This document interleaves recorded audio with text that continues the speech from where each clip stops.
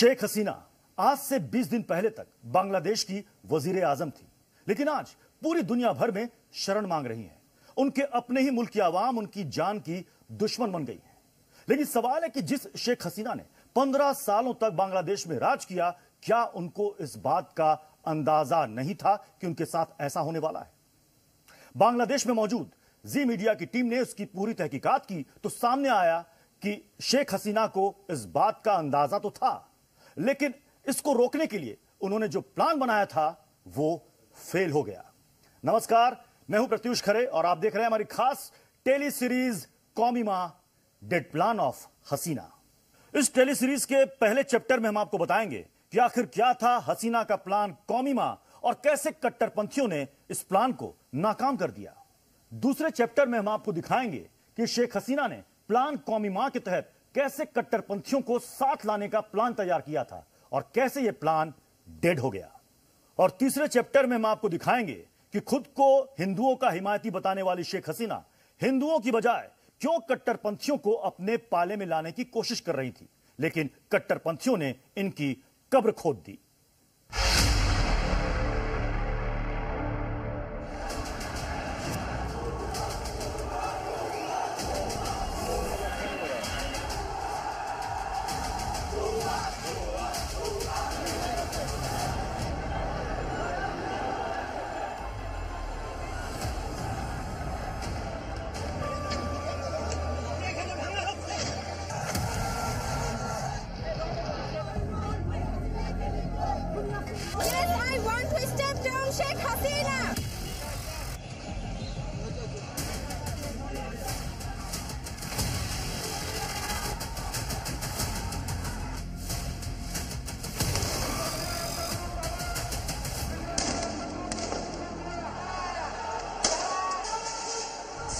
Getting what we deserve.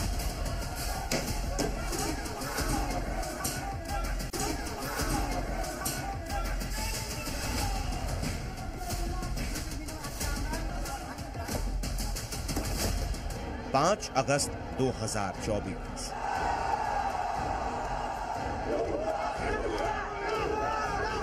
Dhaka की सड़कों पर कुछ ऐसा मंजर।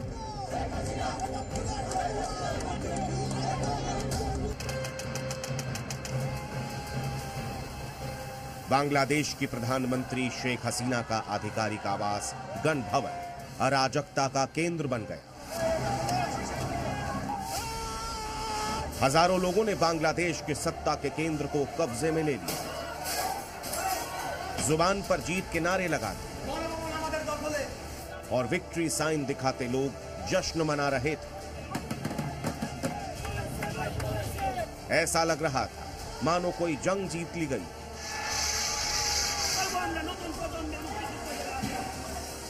प्रदर्शनकारियों को पीएम आवास के अंदर जो भी मिला उसे लूट कर ले।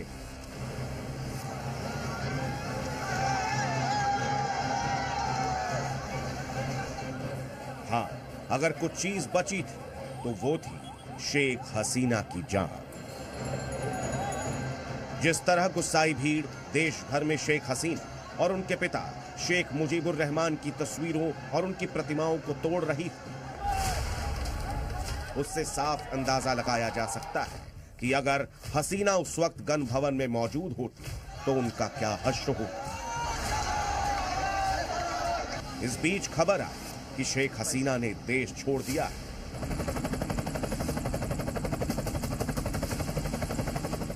और सेना प्रमुख ने कर दिया तख्ता पलट का ऐलान।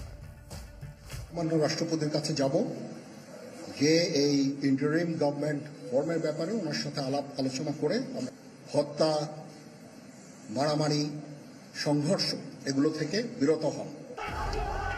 बांग्लादेश में तख्ता पलट तो हो गया,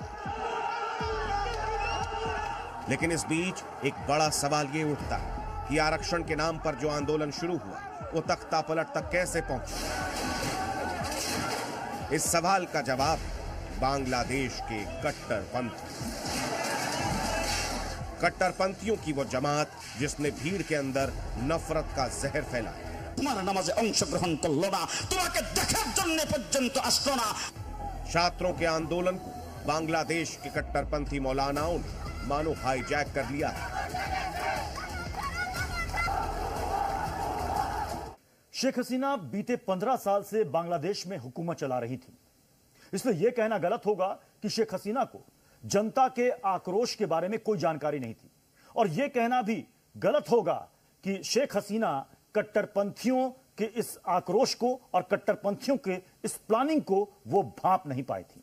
दरअसल शेख हसीना को इस बात की पूरी जानकारी थी कि मुल्क के अंदर क्या चल रहा है, कैसे यहां पर कट्टरवाद, कट्टरपंथ पनप रहा है, और यही वजह है कि इसे रोकने के लिए शेख हसीना ने 6 साल पहले एक प्लान तैयार किया था।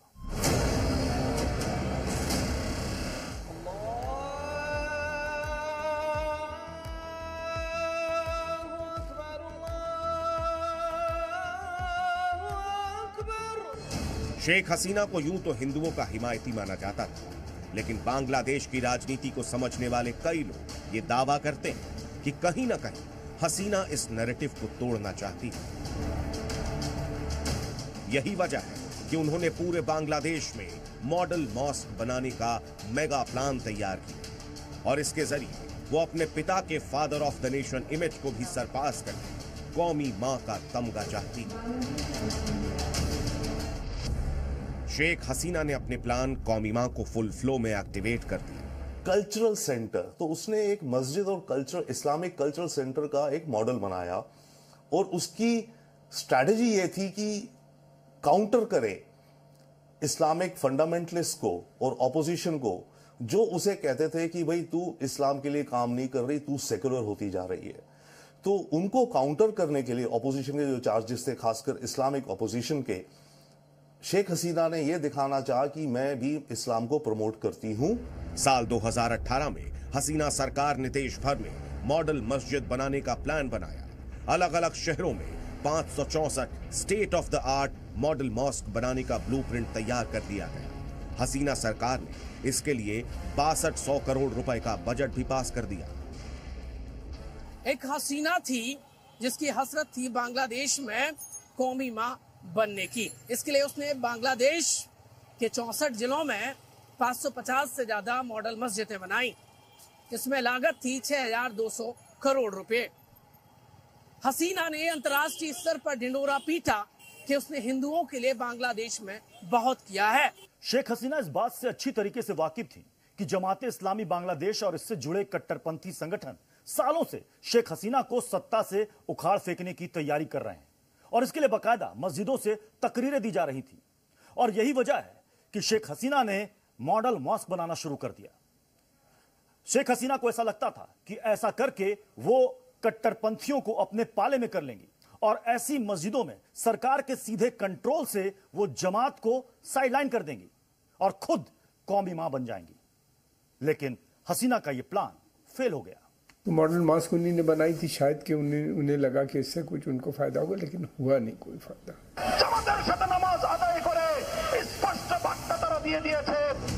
कट्टरपंथ वो जहरीला सांप है जो उसे पालने वाले को ही सबसे पहले डसता है। तुम्हें मुसलमान होइया हिंदू दुर्गा पूजाय किभाबे गेला। और बांग्लादेश में शेख हसीना के साथ भी वही हुआ। शेख हसीना ने अपने प्लान कौमी मां के तहत मस्जिदें तो बनवानी शुरू कर दी। सोचा था कट्टरपंथियों को अपने पाले में कर लेंगे, लेकिन ऐसा हुआ नहीं। भारतेर साथे रक्तेर बंधन नय, क्योंकि कट्टरपंथी सरकार का साथ नहीं बल्कि सरकार पर कब्जा चाहते थे।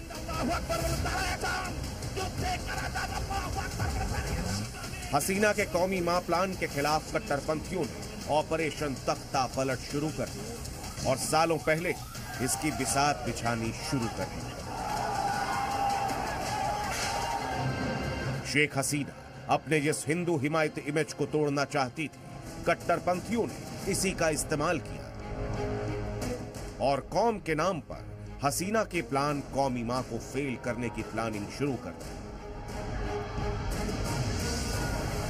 एक तो वो थी कि अपने देश के अंदर ही वो इस्लाम को उस लेवल तक नहीं पुश कर रही थी जितना वो चाहते थे, जैसे कि स्कूलों में इस्लाम ज्यादा पढ़ाया जाए इत्यादि, वो नहीं कर रही थी प्रमोट। एक ऑपोजिशन वो थी। कट्टरपंथियों और जमाते इस्लामी के सहारे बांग्लादेश में कई बार हसीना सरकार को उखाड़ फेंकने की कोशिश की।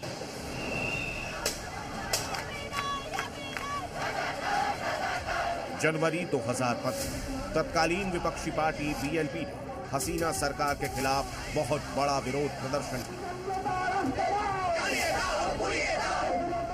जमाते इस्लामी और कट्टरपंथियों ने भी इसमें बीएनपी का ही साथ दिया।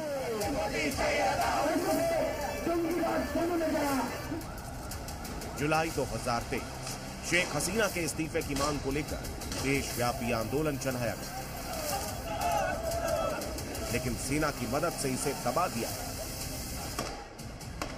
उसके बाद जुलाई 2024 में शुरू हुआ आरक्षण के खिलाफ आंदोलन। छात्रों के इस आंदोलन को पहले सेना की मदद से दबा दिया,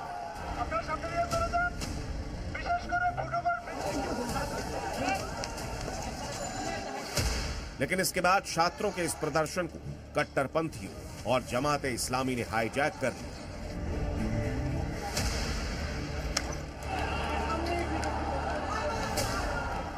और फिर आए 5 अगस्त 2024 की वो तारीख, जब आखिरकार बांग्लादेश में तख्ता पलट हो। शेख हसीना की सरकार को उन्हीं कट्टरपंथियों ने उखाड़ फेंका जिन्हें हसीना अपने पाले में करना चाहती थी। शेख हसीना का तख्ता पलट ऐसे वक्त में हुआ जब उनका प्लान मॉडल मस्जिद फुल स्विंग में था। 2018 के बाद बांग्लादेश में तकरीबन 250 ऐसी मस्जिदें बनकर तैयार हुई, जो कि बांग्लादेश के अलग अलग जिलों में बनी और वहां के लोकल अट्रैक्शन का केंद्र बन गई। लेकिन इन मस्जिदों को बनाने का शेख हसीना का मकसद पूरा नहीं हो पाया।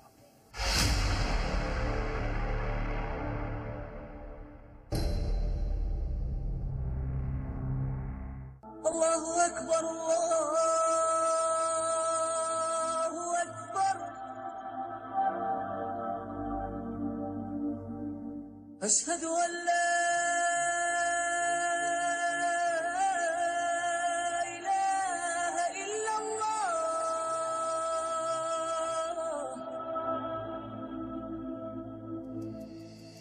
मस्जिदें, आवाम यहां सिर्फ इबादत करने नहीं जाते, बल्कि बांग्लादेश में मस्जिदें पॉलिटिकल इन्फ्लुएंस का केंद्र भी है।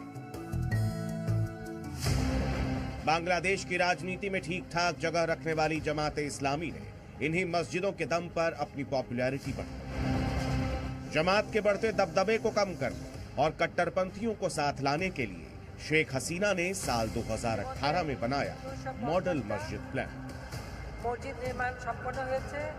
जिसके तहत देश भर में 564 मस्जिदें बनाने का प्लान तैयार किया गया। ইসলাম সম্পর্কে মানুষের জ্ঞান এবং এটা বিশেষ করে মুসল্লিদের নামাজের ব্যবস্থা, ধর্মীয় শিক্ষা, ইমাম প্রশিক্ষণ, দ্বীনি দাওয়াতি কার্যক্রম পরিচালনা, এই সুযোগগুলি থাকবে। हिंदुओं की हिमायती माने जाने वाली शेख हसीना का प्लान मॉडल मॉस्क किसी की समझ में नहीं आया, लेकिन इस प्लान को चलिए डिकोड करते हैं। देखिए, ये वो समय था जिसका जमात इस्लामी का बहुत जोर था बांग्लादेश में, और कट्टरपंथी ताकतें लगातार बढ़ती जा रही थीं। उन्हीं ने उनको काउंटर करने के लिए एक मॉडल मॉस्क बनाई, और इससे वो चाहती थीं कि लिबरल इस्लाम का प्रमोशन हो। बांग्लादेश में कुल 2.5 लाख मस्जिदें पहले से, अकेले राजधानी ढाका में 6000 से ज्यादा मस्जिदें हैं। इसी वजह से इसे सिटी ऑफ मॉस्क्स भी कहा जाता है, यानी मस्जिदों का शहर। इतनी मस्जिदें होने के बावजूद भी शेख हसीना ने देश भर में मॉडल मॉस्क और इस्लामिक कन्वेंशन सेंटर्स बनाए। तस्वीरें देखिए, संगमरमर के पत्थरों को तराशकर बांग्लादेश की राजधानी ढाका से लेकर सुदूर इलाकों तक हसीना सरकार ने ऐसी मस्जिदों का निर्माण करवाया। इन मॉडल मॉस्क में नमाज पढ़ने के साथ साथ मदरसों की व्यवस्था भी शुरू कर दी गई।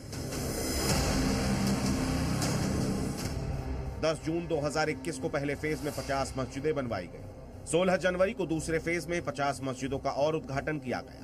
16 मार्च 2023 को 50 और मस्जिदें खोली गई और 19 अप्रैल 2023 तक 200 मस्जिदें बनकर तैयार हो गई।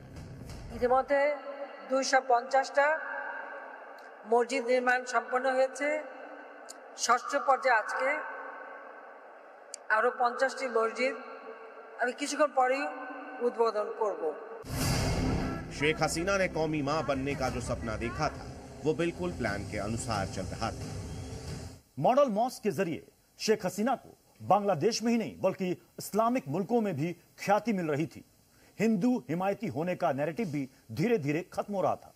लेकिन एक साल पहले जमात और कट्टरपंथी मौलानाओं ने शेख हसीना के खिलाफ कैंपेन करना शुरू कर दिया।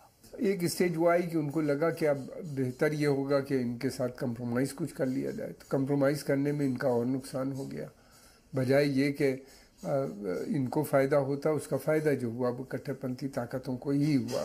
और हमेशा ऐसे ही हुआ है, हमेशा हिस्ट्री में भी हमने यही देखा है कि जिसने भी इन ताकतों से कंप्रोमाइज़ किया है तो उनको गेन हुआ है।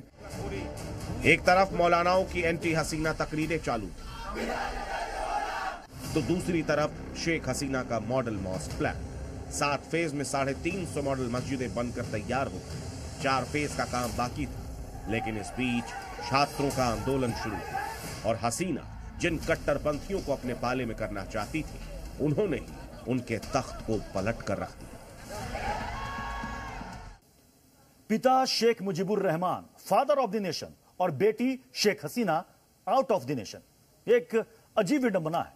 लेकिन सवाल है कि ऐसी नौबत आई कैसे? दरअसल बांग्लादेश में कट्टरपंथी मौलानाओं ने यह नैरेटिव सेट किया कि शेख हसीना हिंदुओं की हिमायती है, लेकिन असल में बांग्लादेश में शेख हसीना ने हिंदुओं के लिए कुछ खास किया नहीं।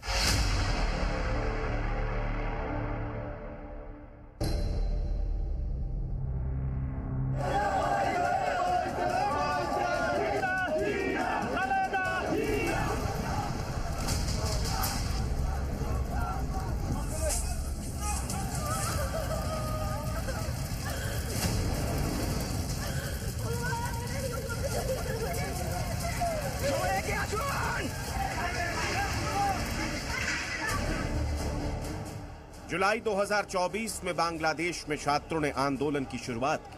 मुद्दा था आरक्षण।